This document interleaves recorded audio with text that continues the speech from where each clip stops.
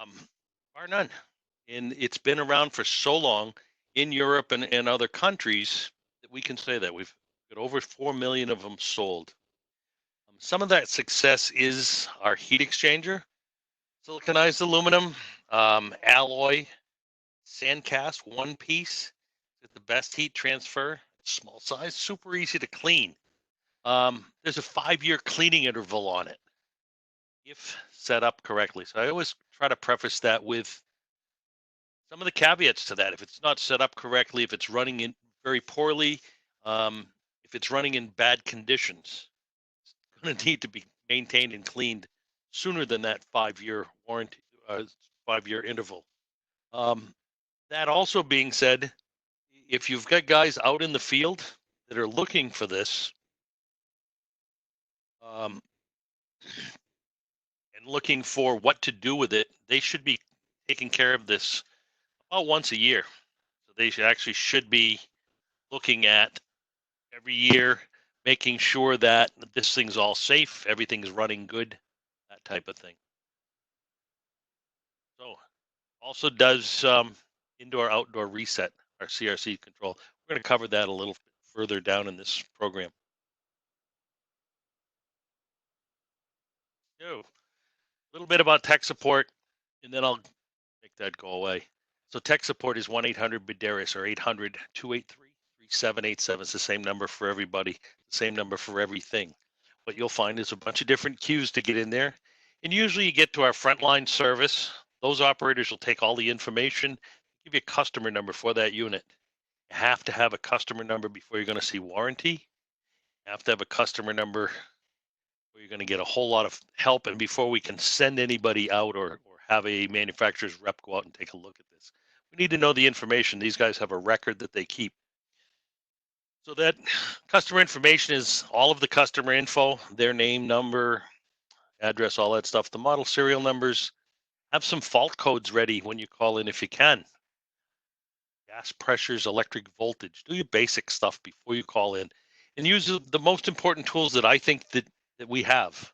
It's our senses, our brain, our eyes, our ears, our hands. I've often asked guys from tech when I'm in the tech support on a tech line, is it hot or is it cold? And I've had guys tell me, I don't know. Put your hand on it. Oh, hey, it's hot.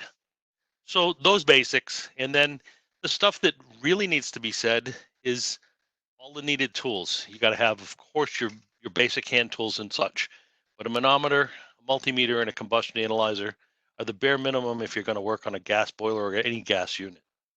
And above all, don't leave that job until you're sure the boiler's safe. Check for carbon monoxide in it. 200 parts per million in the venting is the max. Right? With good setup in low fire, these boilers will run at 0 to 10 parts per million. And in high fire, will run between 20 and 40 parts per million CO. That's pretty good. It's running pretty efficient. That's the way these should be left.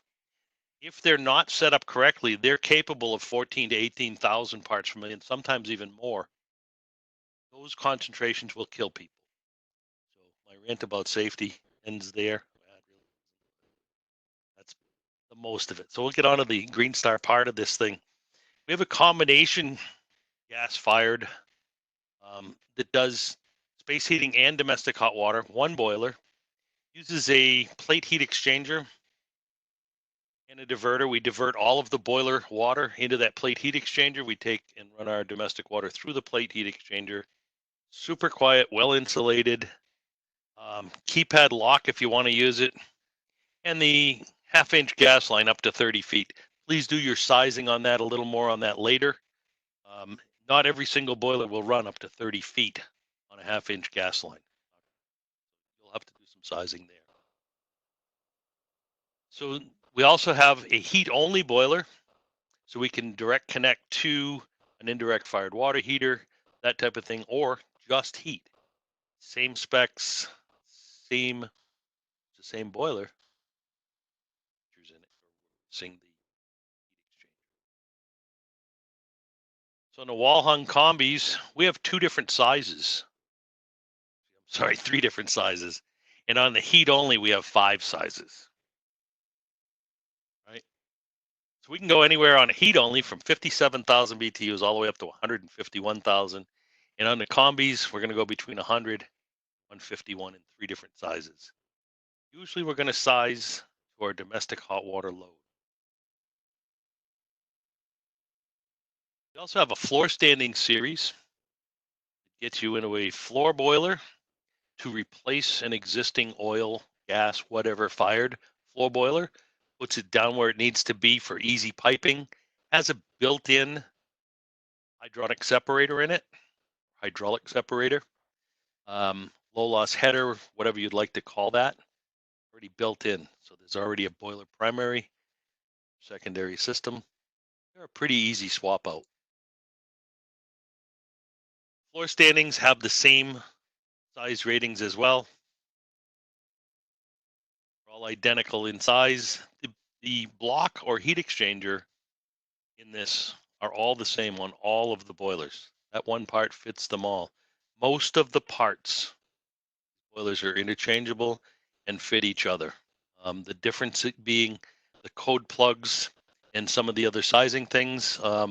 Fans, there's a couple of different fans, and then a little different in piping from a wall boiler to a floor boiler.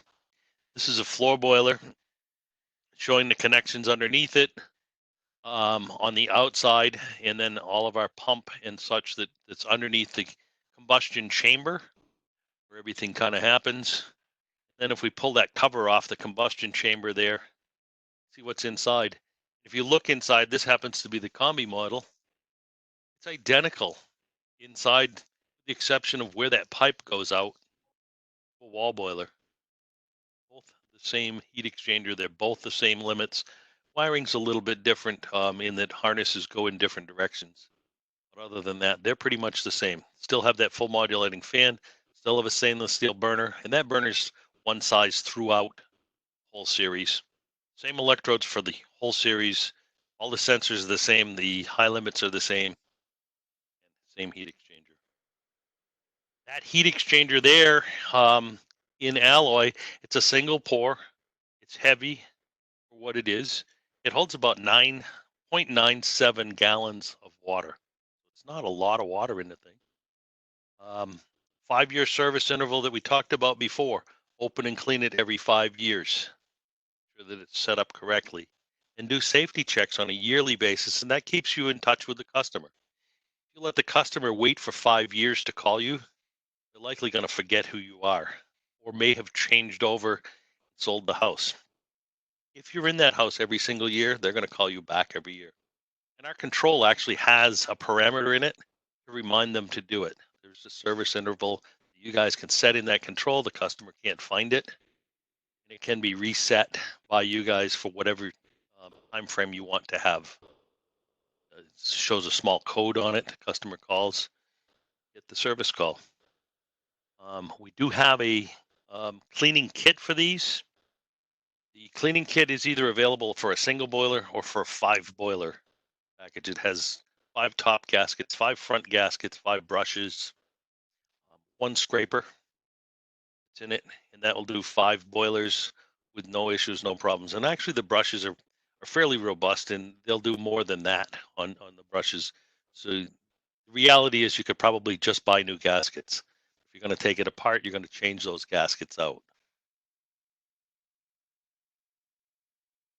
This is our plate heat exchanger, stainless steel plate heat exchanger. It's 20 plates. It gives us 4 gallons a minute at a 72-degree delta T, or temperature rise, at 150,000 BTU input. Couple it with our 151 boiler, we can expect to get that 4 gallons a minute at a 72-degree rise. Less rise, more gallons per minute. More rise, less gallons per minute. So if we have incoming water at 40 degrees, I would expect to be able to add 72 degrees to that. If I've got incoming water at 60 degrees, I would expect to be able to add 72 to that incoming water. All right.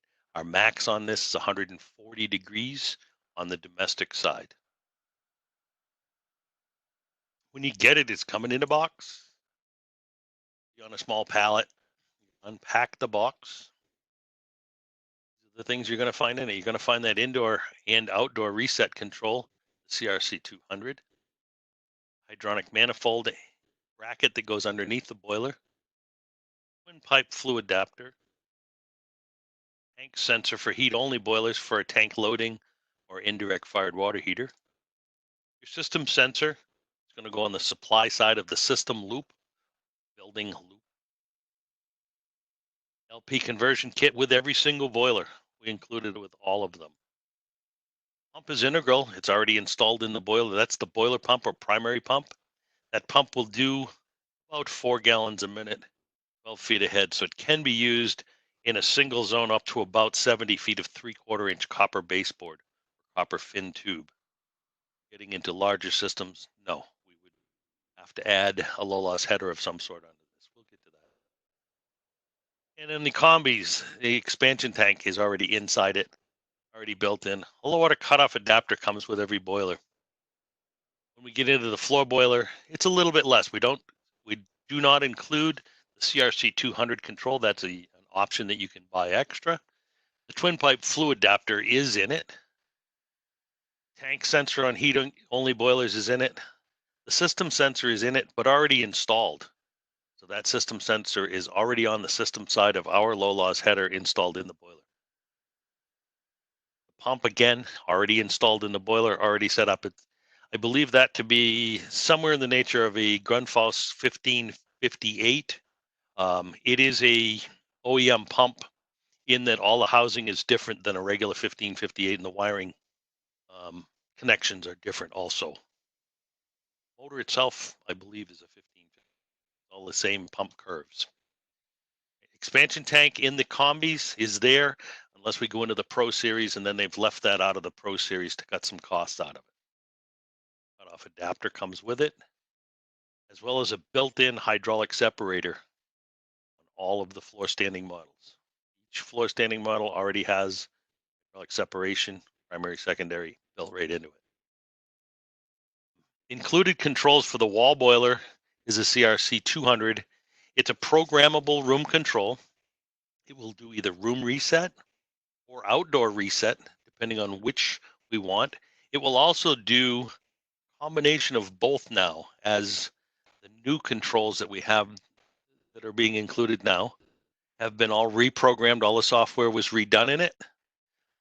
They will be able to be mounted in a room, run as a room sensor, where we can modulate the boiler temp up and down according to what the room is doing. And at the same time, work on outdoor reset, giving us the temperature in the boiler or boiler water temperatures throughout the house that we want for a given outdoor temp. So it's a pretty cool control now.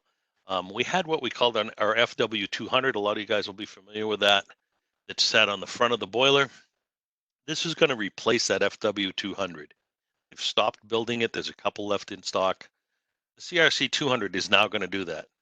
Now, if you want to use the CRC 200 with like an aftermarket Takeo, Argo, Calefi, Relay, whatever you happen to have, that can still be done. This can be mounted either on the wall in the room with the room sensor attached to outdoor sensor attached to the boiler, or it can be mounted down near the boiler, and we simply go into the control and program out the room influence, make it the outdoor reset only, and then we can use our regular signal from XX on whatever other controls to run multiple zones.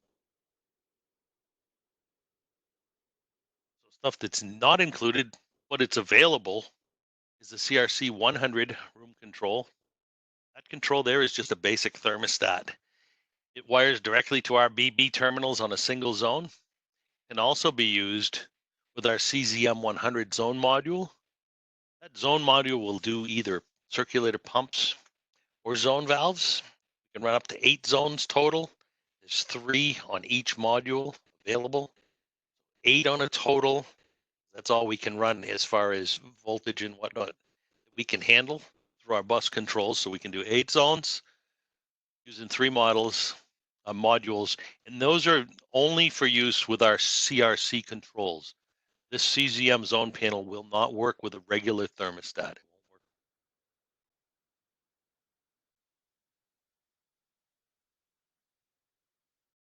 Get into a little bit about sizing, and sizing is underrated. A lot of guys, and it seems to be a big mystery. Most of the supply companies, you guys included, have engineers on site to help field guys with sizing. Hopefully, you do that. Basics are a manual J. You can do the block loads and do the total load for the building, or you can do a room by room load to let you know if you've got enough emitters, fin tube, what have you, in each room to do it. The old method of let's go up one size from the boiler that's there doesn't work, because we've got old houses. Let's say I've got a 1920s house. The boiler's been replaced twice. Each guy that's been in there um, from day one has increased the size in the boiler, so it's been increased twice. So it might have had 150,000 BTUs. Now it's up to 210. And the next guy that comes in, he goes outside. He holds four fingers up. The four fingers cover the house, and he says, "Okay, four-section boiler will cover this." Really not the correct way or the best way to actually size a boiler. Do the calculations. That 1920s house likely has had some upgrades of insulation, windows, doors, siding to tighten things up, um, and doesn't necessarily need what's even there currently that you're replacing. Do your sizing. A lot of times we end up sizing the hot water load. This is a combi chart or a chart for all of them, but the combis here shows us that 151,000 will do 4 gallons a minute at 72 degrees. The 131 will do 3.2, and the 100 will do 2.65 gallons a minute. Oftentimes now, even when we're using indirect fired water heaters, we size our system to handle the hot water load because it's usually larger what the home load for heating is. We can go into the control with a boiler that's too large to heat the house, go into that control, reprogram in the control and limit the amount of BTUs that we want to be able to pour, the firing rate that we want that boiler to use. On the heating side, it will allow you to do your domestic hot water at full capacity and your heating toned down to what's required. So if you're using a 151 for domestic and you only need 100, you can actually set that in. Bear that in mind and bear sizing in mind. It means a lot. The end customer, the result is they save money,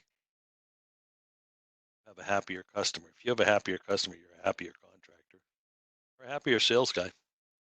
Less questions to answer. So we don't have a lot about installation here. Just some basics. Um, Basic clearances, 4 inches from the sides, 4 inches from the front, and in all reality, as close as 4 inches from the bottom. However, from the bottom's cut it kind of close. In there, done them. Uh, Leave yourself some room if you can, but they will fit in an alcove quite nicely. If we have a door on the front, we can go up to 4 inches away. Something that needs to open, a door or a panel to service, and you need about 15 inches above it to make venting and such work. When we install it to the wall on a wall boiler, make sure that the wall will hold the boiler up. This is here because we have seen this in tech support where we install it with some plastic anchors and it didn't stay on the wall. Kind of do.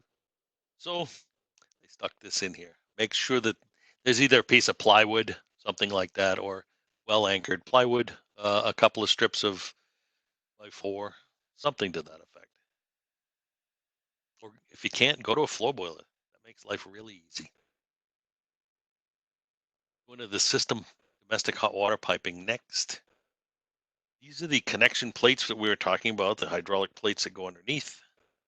Um, on the heat only boiler, we have 3 taps, the center one for gas pipe at 3/4 inch, the supply and return at 1 inch NPT. Those mount on the wall, a couple of screws, bracket mounts on the wall, you hang the boiler, and there's a set of gaskets and nuts that tighten up like a union. You can actually take this boiler completely out just by disconnecting the power, gas line, You don't even have to connect the gas line from the plate. You can just disconnect all these union nuts. So you can disconnect the power and the venting and take this boiler out, place it out, do whatever you needed to do with it. At that point, it's super easy. Comes through with a set of gaskets.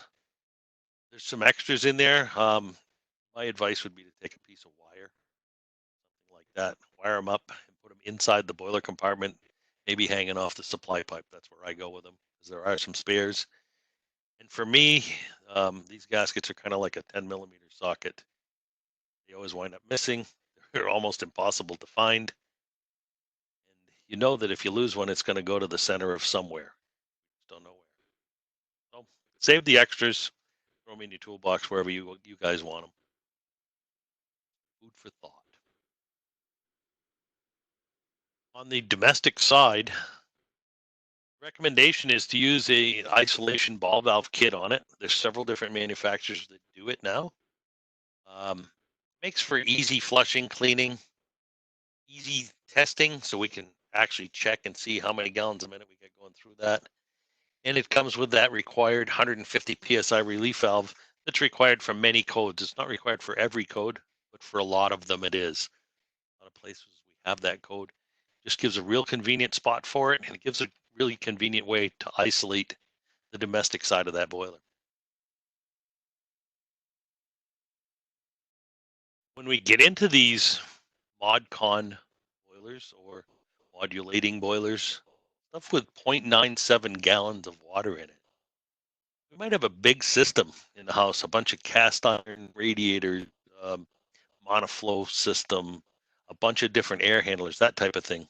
That boiler can't match the load that the system side or distribution side has. You might have to run 30 gallons a minute when all 10 zones, for instance, might be running. Boiler can't keep up with that. So the boiler can only keep up with what it can actually do. Use a hydraulic separator or a set of closely spaced tees. Give us a primary or boiler circuit and give us a system circuit or secondary circuit. That way, this boiler will play well with different flow rates, pumping rates, different head pressures that might be in the system. This actually tones that down a little. And it can be done with either a manufactured hydraulic separator. On our floor boiler, it's already there. On the wall boilers, it is not there currently. We are having or do have one in progress of being made now. It will be available soon for sale. I don't have a date on it. Check with your sales guys from Bosch. They may have dates on that. That's going to be a packaged low loss header to go under the wall boiler. It'll right to our boiler. So those systems are pretty important. And this is basically the rules for this. 4 pipe diameters apart on the T's. Most of the time we want to see that system secondary at about 1.25 inches or bigger. Pipe sizing. If you've got a very, very low BTU load, you could get away with 1 inch, I'm guessing, pretty easily.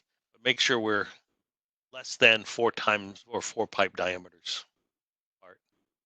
And there are some manufactured stuff that's out there. You can see these 2Ts, they're out there and easy to use. In our floor boiler, those 1.25 inch connections there.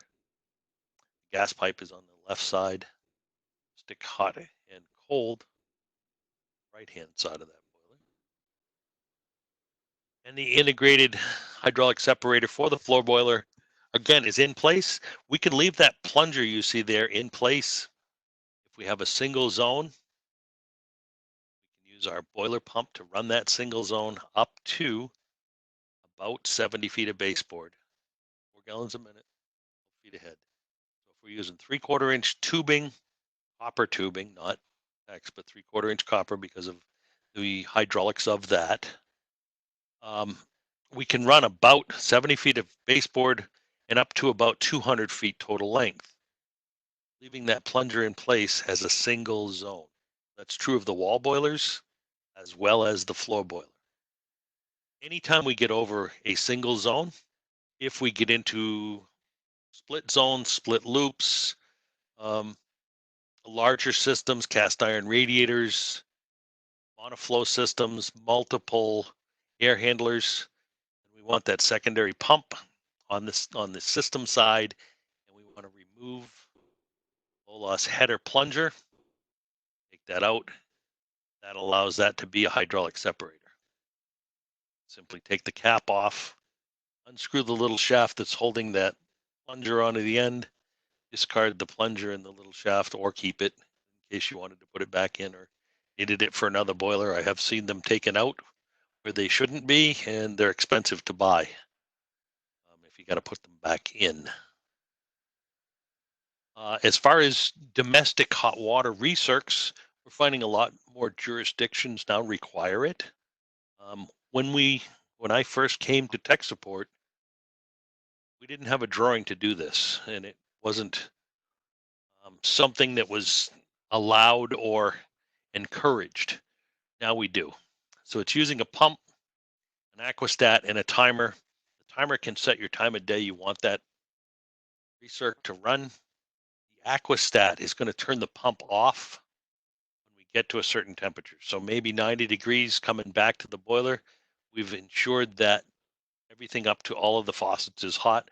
We can turn that back off. If we do not turn it back off, aquastat, and we keep the boiler into domestic hot water mode, and we'll never heat the house. So 0.5 gallons a minute is the activation rate. Bring us into domestic. At 0.5, when that pump starts running, we turn the heat off. Make sure we have a aquastat and a timer in there. We know a little bit about gas piping. Making sure that you size correctly. They're all in the books. Depending on what it is, it might be in the NFPA book. NFPA 54 is our code for this. It may be, if you're using CSST, it's going to be in that manufacturer's manual as to how to size that. Just be sure that we're sized correctly and be sure that the sizing carries the full load of the house. This is out of the NFPA 54 book.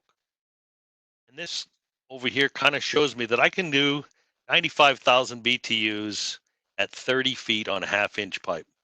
So I could get away with the two smaller heat-only boilers, as long as that's the only thing on the line. So the 57 and the 90, the 57 and the 79,000 BTU boilers will work at 30 feet. You could squeeze in at 20 feet with a half-inch. You could squeeze that 100,000 BTU boiler in. Everything else, 10 feet or less for half-inch, or upsize to 3/4. The other part about sizing is try to size your pipe for a half-inch of drop and no less. We see a lot of systems sized for 3 and 4 inches. These boilers start having combustion problems and are hard to set. You actually get to that 2, 3, and 4-inch drop when the boiler starts. So sizing correctly. Make sure you're using CSST. Use their charts from there. All of the boilers do have an included LP. The code plug is up in the corner of the control. I'm going to remove the old code plug, keep it, throw it away, doesn't matter to me. And you're going to put in the correct code plug for whatever LP conversion you have. That code plug tells the control which boiler it's in. Control's the same for all the boilers. The blocks are the same and the burners are the same. 2 different fans, same gas valve, same gas lines, all of that's the same. So the only thing that makes a difference is that code plug, and it tells it whether it's a combi or heat only. It tells it whether it's natural or LP gas.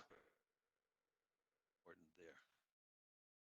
Make sure you fill out the conversion sticker. That's part of code. That's part of your inspection. And make sure that you use a gas analyzer. Make sure those CO2 and CO adjustments are perfect. Those are all in the book. They're easy to follow. Make sure you go to the commissioning part of that for burner startup or conversion part. I think in most of the Greenstar books, it's around page 57 or 61, right in that area. Also, the LP conversions now come through with a fixed orifice. That fixed orifice is going to go in the gas line right where the gas throttle or high fire adjustment is. So we're going to lift that high fire adjustment, that adjustable throttle out, slide that little LP gas conversion orifice in with its O-ring on it, put it back together, fire it up. Fire almost 100% of the time right up when you convert that. And make sure you use an analyzer.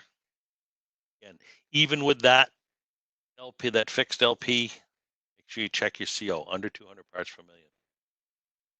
And in the low water cutoffs, required most places, not all, but most places, these boilers come through capped with a special cap on it. They also come through with a low water cutoff adapter. It's a threaded piece. It goes where the cap used to be when you take the cap off. We recommend a hydro level Safeguard 1100. It's easy, it's small, it's low voltage. You will have to supply your own transformer, and your own low water cutoff does not come with the boiler. And some advice that I can give is that little clip that you see up on the right hand side of that screen that holds that together has two different sizes. You can flip it upside down, and if pushed hard enough, it will go on. I will caution you that if it's upside down, that low water cutoff likely will not stay there. It might stay there for a couple of minutes. It might stay there for a week. Eventually it will launch and it will come off, and all of the water will come out and destroy controls, whatever surroundings you might have, floors, ceilings. That has happened. So make sure that that clip goes in the right orientation. Make sure that that low water cutoff doesn't leak, and make sure it doesn't come off. So this is an interior picture of the wall boiler. The next one is the floor boiler, showing it on the back of the floor boiler. It's in between the air vent that's on the back and the relief valve that comes on the back. Just going to pull that single cap off, put your low water cutoff on there, flip back on. A little bit about low voltage wiring. This course is actually about a 5-hour course, and I've shortened it up quite a bit. So all of this that's here is covered in the manual. So if you have issues, if you have problems, you can consult the manual. Don't be afraid to call our tech support guys. And don't be afraid to lean on your manufacturer's reps for help as well. We go through the low voltage wiring part of this on the wall boiler.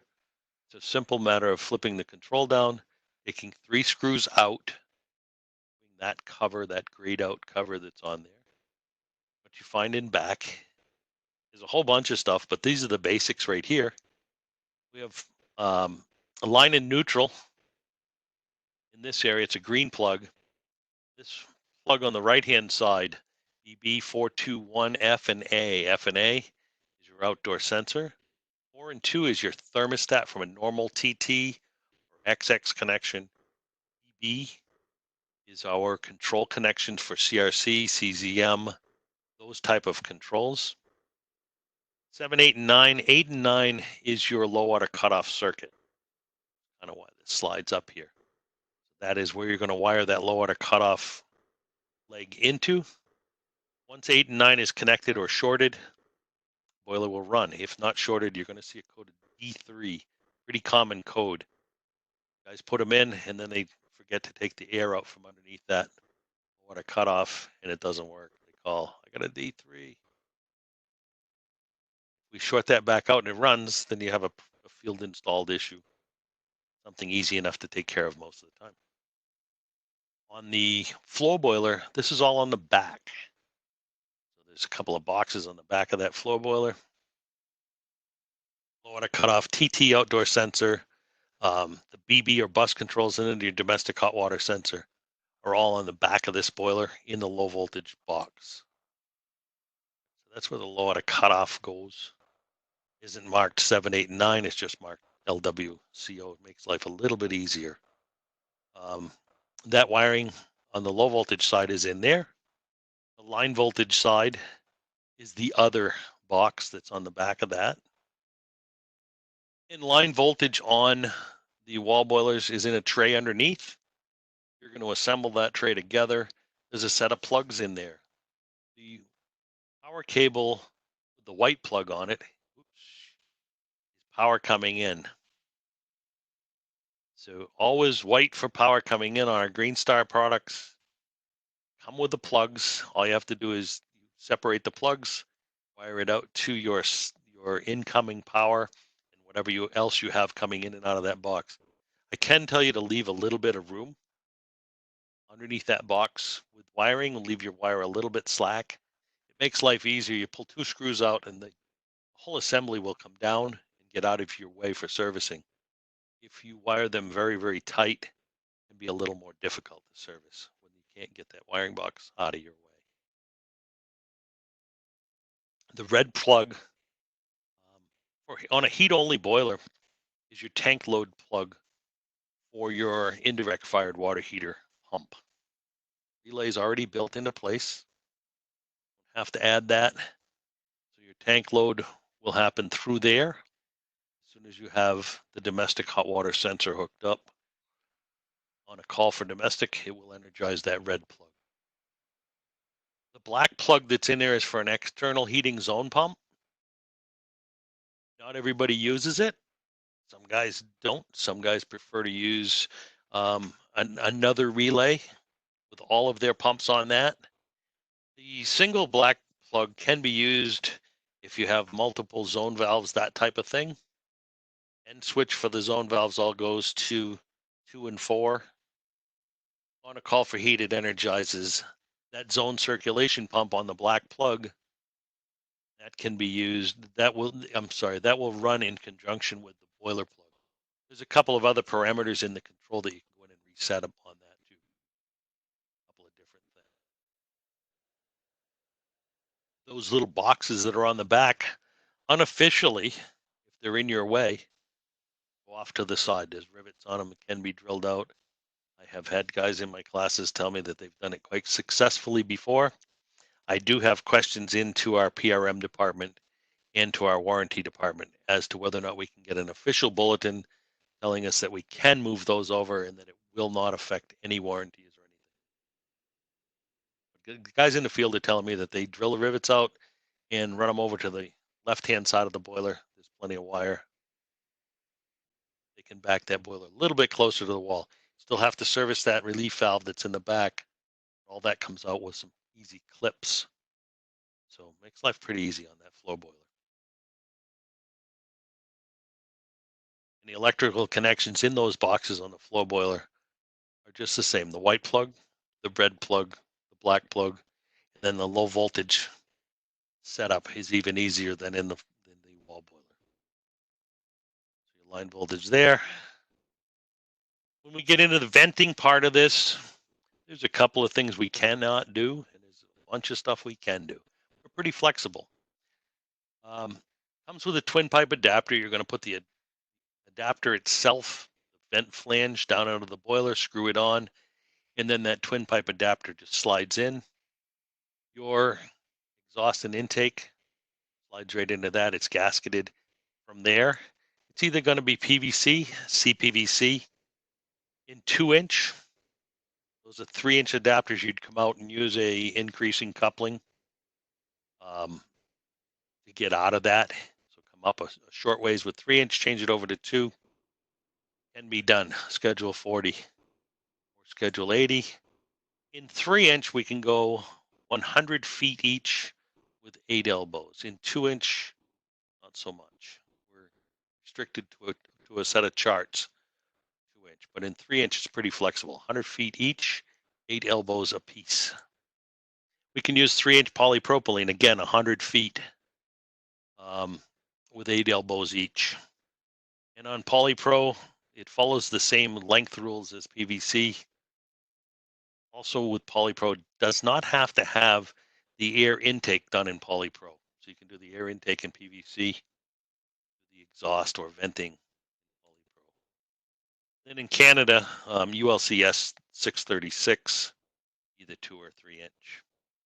This is part of the caveat for 2-inch. On the bigger boiler, the 151, the ZBR 42 and the ZWB 42, the KBR KWB 42. So both floor and wall boilers in 151,000 BTU range. 2-inch has to be CPVC only, and 3-inch, or 3-inch PVC pipe. So on 2-inch, we cannot use regular PVC Schedule 40 or 80. You're going to go to CPVC or poly on 2-inch. No cell core pipe on this at all. Don't use it.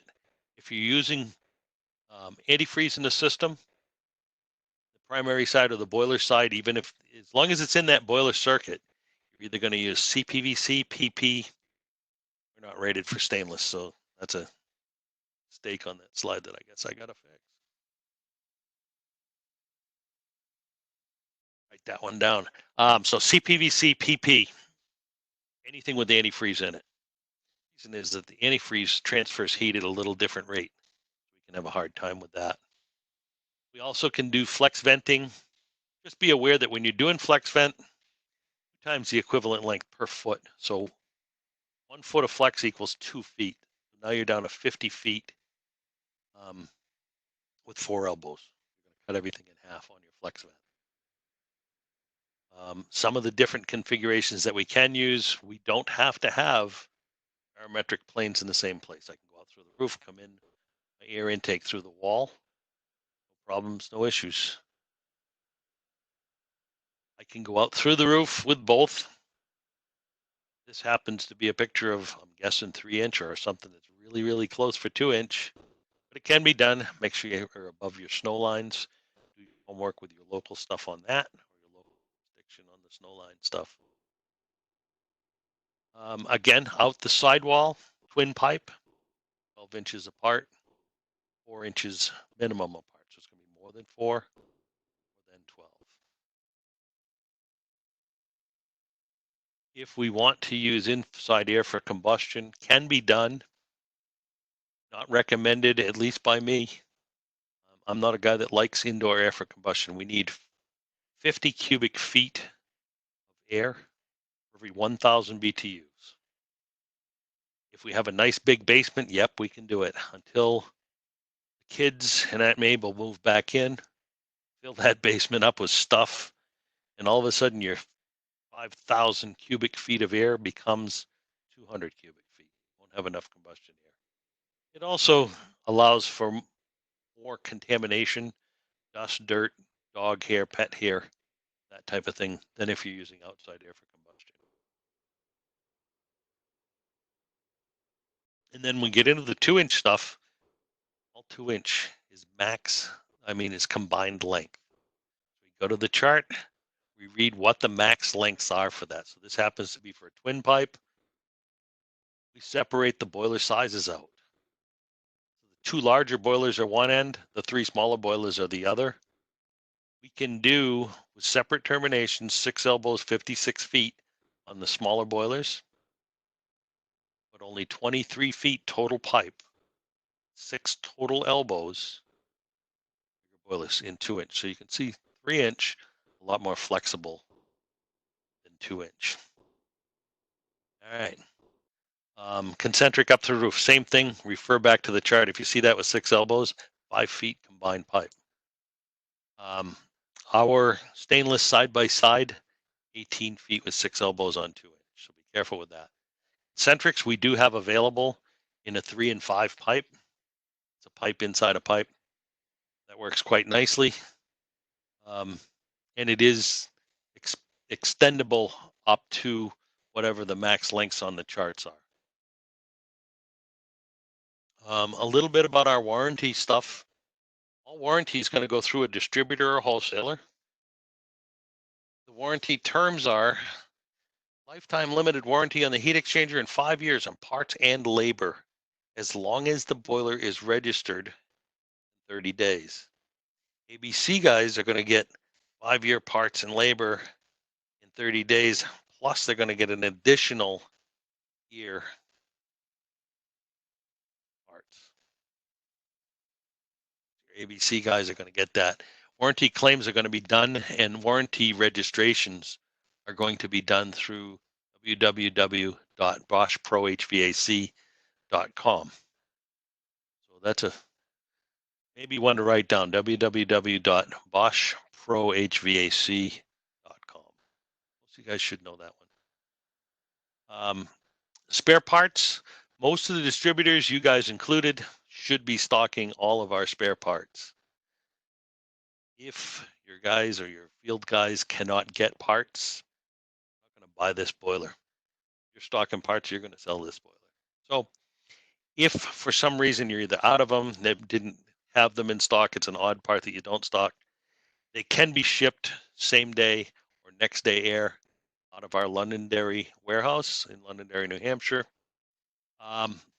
Guys can pick them up at Londonderry. It's not encouraged, and contractors can buy direct from us at list price.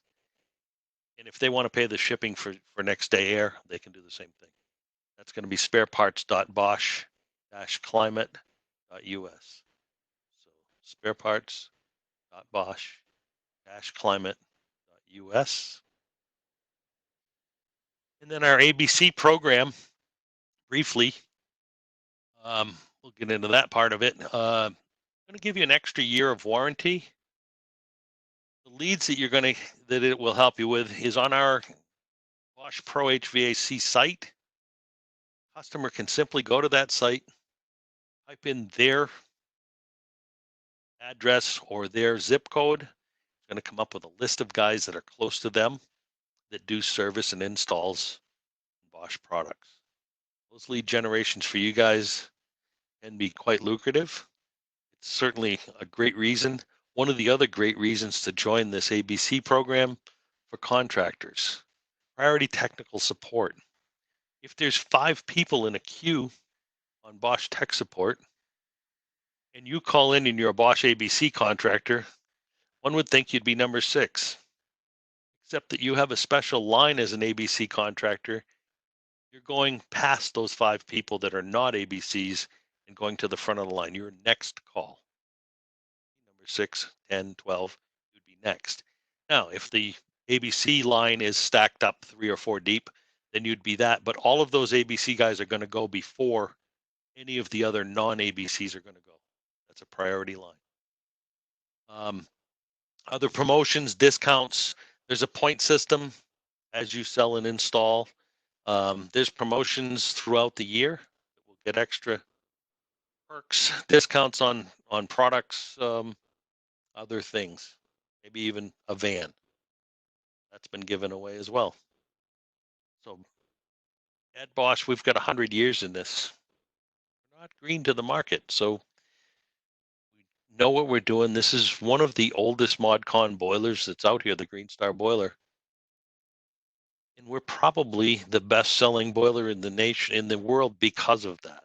Because it's an early one. We've got some experience with it. Use that if you guys are out there selling this. Best boiler in the world. An easy one to back up. Our ABC guys are going to get backed up by our team of ABC people that handle it in the office. There's plenty of help there. BoschProHVAC.com will get you a little further into that. There's literature available, BoschHeatingandCooling.com, and some training for eAcademy available as well, training.boschprohvac.com. Links are easy to get to. If you just type into a search engine, Bosch Heating and Cooling, you'll come up with all of those links. So with that, I'm pretty much ready for some questions. My sidekick is out here with me today. He sits on, he actually likes that bench, so that stool. So with that, I'll open it up for questions. Send them out. Thank you very much, Rick.